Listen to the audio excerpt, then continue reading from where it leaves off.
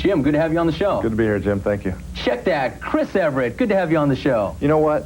You've been calling me that for about the last 5 years. About 2 years, actually, Chris. Well, hey, you know what? Let me say one thing. In that game, how many sacks did I have that we came back and won? How many sacks did you have?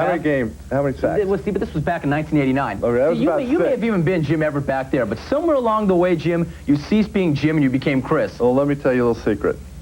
That, we're sitting here right now, and if you guys want to take a station break, you can. But if you call me Chris Everett to my face one more time... I already did it twice. If you call it one more time, we better take a station break. This clip is an infamous interview between Jim Rome and Jim Everett, and it's absolutely hilarious. Maybe you've come across it in a compilation video or something, but in case you haven't seen it, here it is.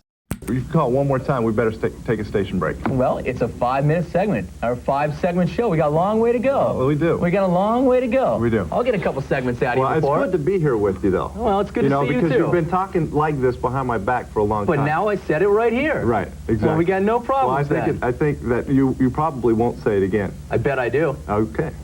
Chris?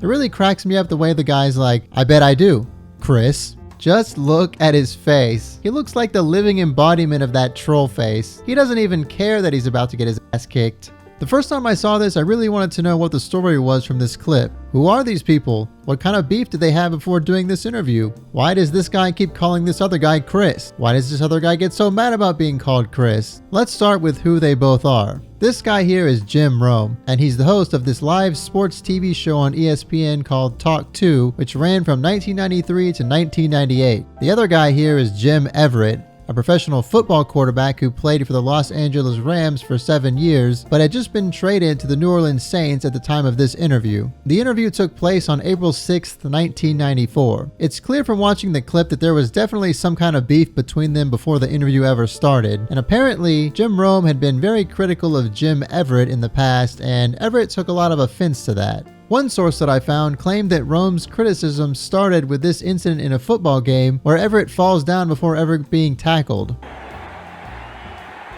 An event that would become known as the Phantom Sack. After that, Rome started referring to Jim Everett as Chris Everett. So why is he calling him Chris? What's so bad about the name Chris? Well, it's really, really stupid. Rome was calling him Chris in reference to a female tennis player named Chris Evert. But she wasn't just any tennis player, she was an amazing tennis player. According to CNN, she became a pro tennis player at the age of 18. She won the French Open in 1974. In 1976, Sports Illustrated named her Sportswoman of the Year. Also in 1976, she became the first female athlete to win $1 million in prize money. She became the president of the Women's Tennis Association in 1983. In 1985, the Women's Sports Foundation named her greatest woman athlete in the last 25 years. She was a member of the U.S. Olympic team in 1988, and in 1995, she became, quote, a member of the International Tennis Hall of Fame. She is only the 4th player to be elected unanimously. So I guess the insult is supposed to be that because she's a woman named Chris, Rome is calling Jim a woman. One of the best tennis players on earth. And that's an insult, I guess.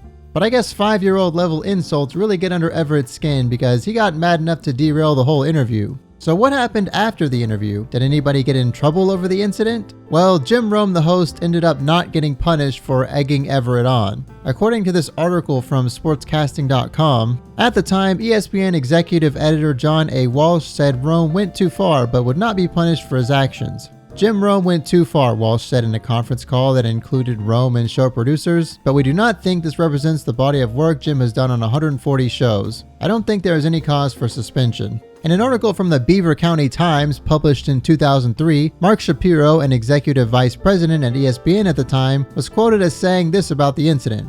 I actually had a conversation with Everett and said, if you don't want to do the show, don't do the show. That's cool, but don't get on the plane, don't come to LA, and don't do the show unless you're prepared. Jim believes he has to be loyal to his fans and has to be a stand-up guy, and he's going to come out with it. The problem was Jim overdid it. He made his point and he drilled it home. He didn't need to drill it home, and he paid a price for it and he regrets it. As far as Jim Rome's personal take on the event, in the same article he was quoted saying, "What I learned from that is I didn't need to do it 3 times. In retrospect, I didn't know he was that angry. Putting him on the show wasn't my idea. Did we get this guy on a plane and fly him in so I could badger him and call him Chris and make it horrible for everybody? No. There was a good interview to be done, and it's unfortunate." In a much more recent interview on June 4th, 2021 on the YouTube channel Lee Batard and Friends, Rome discussed the incident again and shed some more light on what actually happened. He said, "That was not a good night at the office for me, but I'm going to tell you exactly how that went down because there's always some misconceptions. The thing about that show is this. It was a live show. It was 1 hour. And here's your backstory. We're in front of our whiteboard, our grease board one night, and we're looking at who we booked, who our guests are. I'm talking to the booker and my producer at the time, a guy named Mark Shapiro, who you probably know, brilliant guy. I look up at that board and I see Jim Everett, and all of a sudden I'm like, that doesn't look right. That doesn't look right. How did that guy get on the board? Let's talk about this." I say to my booker, "Did you call him or did he call you?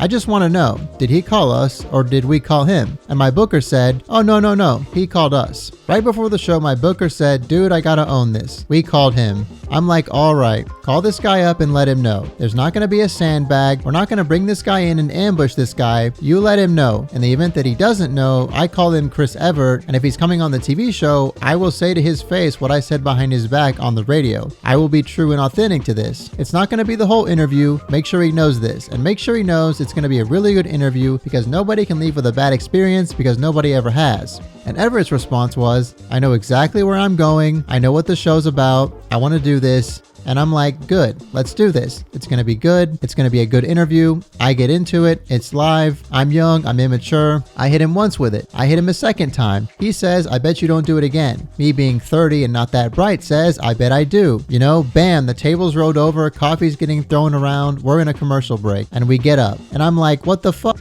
You knew. And he's like, "Yeah, I know, but..." And then the thing just kind of spills outside. And then that's that. It was not a setup. It was not staged. I did not want that to be my whole career. I wanted to be known for someone who was grinding. However, I did it. It was my fault. I own it. It's part of who I am. I was Tanya Harding for a week, dude. I got the treatment on Saturday Night Live. Everybody was coming for me. Everybody. So that's kind of the genesis of it, and you'll never believe this part of it. He and I have never spoken since. For 10 years, I tried to redo the interview. For 10 years, I wanted closure. And he always said, "No, man, no, I don't need that." And I finally stopped asking. So what did Jim Everett have to say about the incident? Well, a Washington Post article written about it, published in 1994, said, "After the incident, Everett immediately left the studios. According to Rome, Everett told a producer, 'I've had to listen to this for 3 years. I'm sorry, I just snapped.' Everett, a Ram from 1986 to 93, said in a teleconference, 'I really don't condone my actions, but I was put in a position that I thought I was going to be in a journalistic type interview, and instead, I was put into what I felt was a taunting attack. I don't regret what I did.' Rome said he now realizes the nickname offends not just Everett, but also, in a sexist manner, the tennis player. When asked if he would still use the nickname, Rome said, "No, probably not."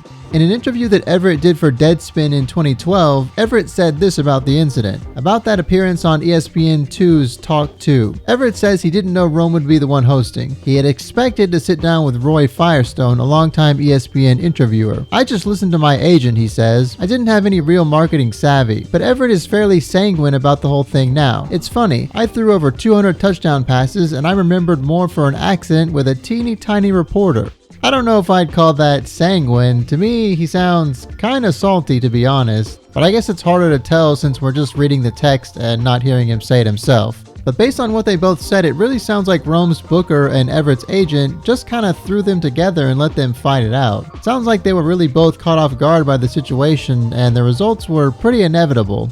So what have Jim Rome and Jim Everett been up to since the incident? Well, Jim Rome moved on from the incident and did pretty well for himself. He continued hosting Talk 2 until 1998, and then in 2003, Rome was hired again by ESPN to host a show called Rome is Burning. In 2011, he left ESPN to host a show on Showtime called Jim Rome on Showtime. And then in 2016, he moved to CBS to host a show called The Jim Rome Show, which is still running to this day. And based on what people were saying in the interviews he was in, it seems like he's been extremely financially successful from all of his shows. In that same Deadspin article from 2012, Everett had this to say about Rome leaving ESPN, quote, "I don't watch him anyway, so I don't care," Everett tells me over the phone. "He's got a certain style. It's not respectful to people who go out and try their best. He says ESPN wanted Rome so they could score points with a young, rebellious audience, the intended audience for ESPN2 where Rome's show aired, and they did just that. They wanted to make a quick buck, too. Rome will criticize everyone, Everett says. He'll dog Gordie Howe if he has to. But what about Jim Everett's career? He continued to play for the New Orleans Saints until 1996, and then in 1997, his final year of playing, he played for the San Diego Chargers. I'm not going to pretend to understand football, but based on what I've read in my research, it seems like over the course of his career, Everett was a relatively decent player. Wikipedia claims that after his football career, he started an asset management business, but the citation link leads to an unsecured random website that looks like it might give you a virus, and I couldn't find anything else about this supposed business elsewhere. There's a link to jimeverett.com on his Twitter, but clicking it takes you right back to the same Twitter page you were already on. And in his description it says, business inquiries contact dspander at insightsportsadvisors.com, but I looked into Insight Sports Advisors and I'm pretty sure that's just his agent's company. In that Deadspin article I mentioned before, it says, Everett is now a financial professional in California, and there's a link to jimeverettcompany.com, but again, when I click it, I get this. And the article doesn't elaborate anymore on exactly what his business was. I suspect that he may have had a company at one time or tried to start one, but it doesn't look like it's around anymore. Or maybe he's just retired. By now he's 58 years old. There is one more interesting tidbit from that Deadspin interview though. At the end it says, he's certainly more willing to embrace the episode than Rome is. Everett says a large burger franchise wanted to use the video in an ad a few years back. He says they offered him a nice chunk of money, though nothing like the reported $30 million Rome makes for his radio show. Everett said yes, but Rome said no and blocked the deal. I really want to know how a burger franchise was going to use that video to try and sell burgers, but I guess we'll never know. You want to know something kind of funny? If you Google Jim Everett, Jim Rome almost always pops up somewhere. He's just sitting there like, I bet I do.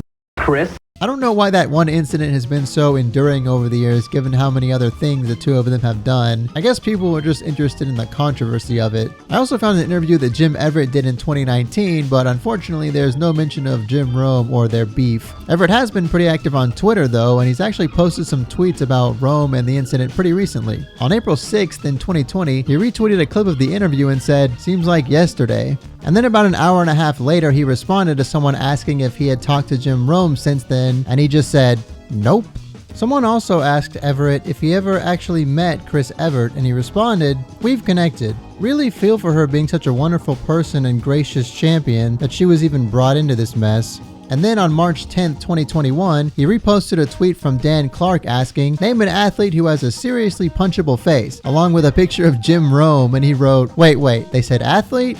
Oh, never mind. Personally, I get the impression with all these tweets that he's just joking around. It doesn't really seem to be genuinely still mad about the incident, but I don't know, I could be wrong. During the interview that Jim Rome did on Lee Baytard and Friends, they talked about trying to get Rome and Everett back together to finally squash the beef between them and have some kind of closure. But who knows if that'll ever actually happen. It would be pretty cool to see it after all these years though. So that's the story behind that famous clip. I guess that's all for this video. Thank you so much for watching all the way to the end. If you liked the video, please consider liking and subscribing, and hopefully I will see you in the next one.